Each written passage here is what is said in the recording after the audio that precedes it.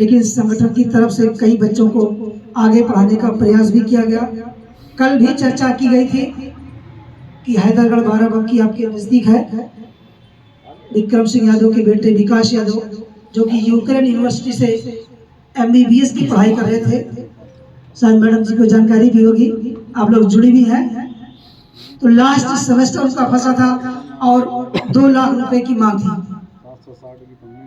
तो उन्होंने जानकारी दी हम लोगों को और संगठन के और कई संगठनों को जानकारी दी गई और धीरे धीरे हम लोगों ने थोड़ा सा प्रयास करने के बाद 2,13,000 रुपए इकट्ठा किया और लास्ट सेमेस्टर की फीस जमा की गई।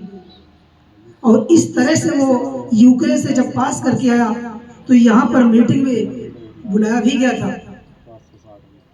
हैदरगढ़ में जो है कार्यक्रम भी हुआ था, हम उस खुद प्रत्यक्ष गवाह, हम लोग भी इनवाइट किए गए थे और गए थे। और उस बच्चे ने कहा कि जिस लगन और मेहनत से हमारे समाज के लोगों ने 1-1, 2-2, 10-10 रुपए का सहयोग दिया है, अगर समाज को जरूरत पड़ी मेरी तो मैं निःशुल्क इलाज करूंगा उनका। और भविष्य में समाज सेवा करने की ठानी भी। उनके पिता एक पत्रकार भी हैं जो कि निष्पक्ष बोलते हैं। उनके ऊपर कई मुकदमे भी दर्ज किए गए, कई लोगों द्वारा फंसाए भी गए, लेकिन सबसे वो निकलते चले गए। हमारे अमेठी में एक कांड हो रहा था, अपने ही समाज के एक लड़के को फंसाया जा रहा था बेवजह, और शायद उसका एनकाउंटर कर दिया जाता। 2-3 साल पहले की बात है। लेकिन जैसे ही हम लोगों को जानकारी हुई, आप जैसे नौजवान बुजुर्गों ने सोचा नहीं ये गलत है, समाज के बच्चों के साथ गलत है। जानकारी हुई तो सैकड़ों की संख्या में मुख्यालय गौरीगंज पहुंच गए और पहुंचने के बाद रात में जैसे ही उसको उठाया गया था, शाम की घटना है, सुबह हम लोगों को जानकारी हुई थी।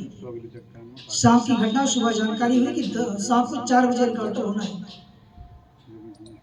और संगठन के लोगों से कहा गया कि आप लोग 10-10, 20-20 करके लोगों को इकट्ठा करिए, लेकिन वहां भी लोगों को जाने नहीं दिया गया। तो समाज में अगर हम काम करेंगे, किसी तरह से उस बच्चे की जान बचाएंगे। ग्राम प्रधान था मौजूदा और एक अच्छी पकड़ थी समाज में उसकी, और कुछ संभ्रांत व्यक्तियों ने उसको मरवाने की कोशिश की, लेकिन संगठन के कई पदाधिकारियों से चर्चा की गई और माननीय राष्ट्रीय अध्यक्ष अखिलेश जी तक बात पहुंची, चाचा शिवपाल तक बात पहुंची, काफी दूर तक, यानी पूर्वांचल रमाकांत यादव जी से बात हुई। जब कई लोगों से बात हुई तब जाकर के कई मामला शांत हुआ और उस बच्चे को सीधा जेल भेजा गया। और उसके साथ अपने समाज के कम से कम 4-5 गाड़ियां साथ में गई और उसको वहां छोड़ करके रात में बच्चे हो गए। तो अगर हम लोग एकत्रित नहीं हुए, संगठित नहीं हुए, तो कल उनकी बारी थी, आज हमारी बारी बनी। आप में से बहुत से व्हाट्सएप फेसबुक चलाते होंगे। अभी आपने देखा होगा कि दिल्ली के प्रोफेसर डॉक्टर लक्ष्मण यादव के साथ अन्याय हुआ है। बहुत सारे लोग जानते होंगे कि उनको नौकरी से हटा दिया गया।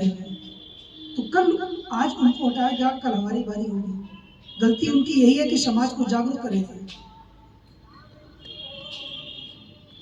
तो ऐसे बहुत से मामले आए हैं, लेकिन हमारे संगठन ने जो सोचा है कि हम लोग समाज के सहयोग से, अकेला चना भार नहीं फोड़ सकता है, लेकिन अगर सब लोग थोड़ा थोड़ा सहयोग करेंगे और समाज में ये दहेज जैसी कुरीतियों को, तेरूही जैसी कुरीतियों को,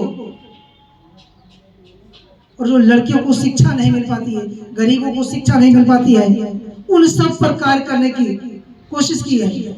और भविष्य में ऐसा करने का प्रयास भी हम लोग कर रहे हैं।